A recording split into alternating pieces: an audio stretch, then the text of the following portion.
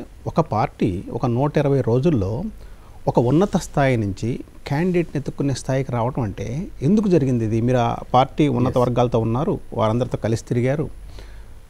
Plus ఎందుకు ఈ మార్పు ఎందుకు జరిగింది? ఇది రియలీ అందరూ ఆలోచించాల్సిన ప్రశ్న. ఇది 2 అంశాలు 2 ఏరియాస్‌లో జరిగింది. ఒకటి పశ్చిమ బెంగాల్‌లో కూడా 25 సంవత్సరాలు పరిపాలించిన కమ్యూనిస్టు పార్టీ 1 ఇయర్‌లో డిటీరియేటెడ్ అయిపోయి దాంట్లో కమ్యూనిస్టులు అందరూ కూడా బీజేపీలో జాయిన్ అయ్యారు. 1 ఇయర్‌లో అయిపోయింది కేల్కతం. ఇక్కడ ఇంకా ఫాస్ట్ అయింది. అదేమో సిద్ధాంతాలు ఉన్న పార్టీ కూడా అయింది. ఇక్కడ ఏమైందంటే వ్యక్తి ఆరాధన తప్ప పార్టీని నిర్మాణంలో లేకుండా అయిపోయింది. మీరు చెప్పలేదా మరి? అంటే మీరు కేసీఆర్ గారు, కేటీఆర్ గారు పర్టికులర్ క్లోజ్ అంటారు. ఎందుకంటే మీ ఇద్దరు లాంగ్వేజ్ ఒకే లెవెల్లో ఉంటుంది. We can both can understand each other. చదువుకున్నారు, వేరే దేశం నుంచి వచ్చారు. అన్న ఇటు జరుగుతుంది, కొంచెం జాగ్రత్త తీసుకోవాలనే విషయం చెప్పలేదా? ఎస్, అంటే నేను ఏదన్నా ఉన్నా కానీ కేటీఆర్ గారు చెప్పగలిగేది నేను చెప్పిన.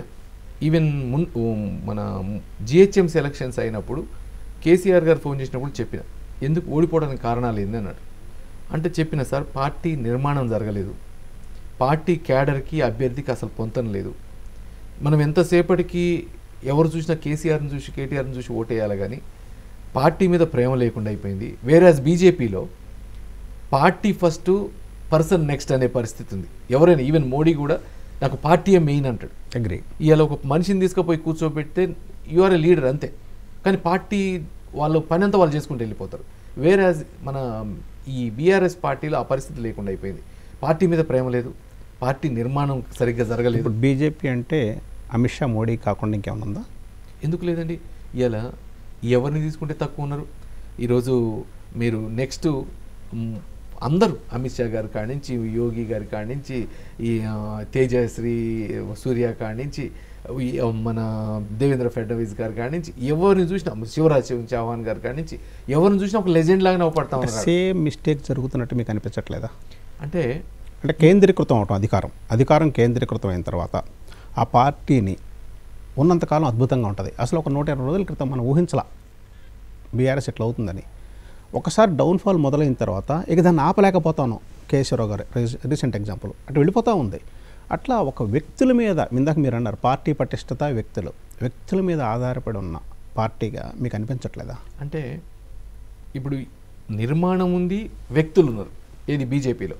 నేను ఈ 15 రోజులలో నాకు చాలా తక్కువ పీరియడ్ బీజేపీ తోటి, కానీ ఎంత మిస్ అయినా అనుకుంటా ఉన్నా ఈరోజు. ఎందుకంటే పార్టీ మీద నువ్వు ఎంత గొప్పగా ఆర్గనైజేషన్ నిర్మించుకుంటూ వచ్చిరంటే మనం పోయినా ఇమీడియట్గా సెట్ అయ్యేటట్టును. ఎందుకంటే నిర్మాణం అట్లుంది కింద నుంచి కూడా. వాళ్ళతో పాటు వేరే పక్కన ఆర్గనైజేషన్స్ ఉన్నాయి, సపోర్టింగ్ ఆర్గనైజేషన్స్. వాళ్ళకి మనం ఎవరైతే అవసరం లేదు. పార్టీ క్యాండిడేటు సైదిరెడ్డి వచ్చిండా, ఇంకొకళ్ళు వచ్చిరా, దాంతో వెళ్ళిపోతూనే ఉంది ప్రచారాలు కానీ ఏది కానీ. అందుకని పార్టీలో వ్యక్తి కూడా ఒక అసెట్ అయింది బీజేపీకి. పార్టీ నిర్మాణం ఉంది, నిర్మాణానికి తగ్గట్టు మోడీ గారి చరిష్మా ఉంది.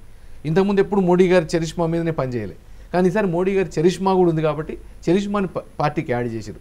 రాజకీయాల్లో ఏముంటుంది, ఏది మనకు వచ్చేస్తుంది. అప్పుడు ఏమన్నాం, మేము పోయినసారి బీఆర్ఎస్కి ఎంతసేపు 24 గంటల కరెంట్, 24 గంటల కరెంట్ అన్నాం. ఇలా అంటే అదొక ఎసెట్ పాయింట్ అయింది. అప్పుడు ఈరోజు మోడీ గారు ఎసెట్ అయినప్పుడు దాన్ని ఒక ప్రచార అస్త్రంగా తీసుకుంటాం. అట్లే కానీ దీంట్లో నిర్మాణం చాలా స్ట్రాంగ్ ఉంది. అందుకని బీజేపీకి ఇన్ని సీట్లు అంటే తగ్గకుండా ప్రతిసారి పెంచుకుంటూ పోవడానికి లేని చాట్ల ఈరోజు నార్త్ ఈస్ట్లో అసలు బీజేపీ అనుకున్నాం, నార్త్ ఈస్ట్ మొత్తం వరద అయిపోయింది. నిన్న అరుణాచల్ ప్రదేశ్ ఎలక్షన్ జరిగితే 5 సీట్లు ఇనానిమస్ అయిపోయినాయి, ఎమ్మెల్యే సీట్లు. అంటే ఇదంతా కూడా అంటే బీజేపీ ప్రజల్లో ఎట్లుంది అంటానికి, ప్లస్ మోడీకి ఆపోజిట్లా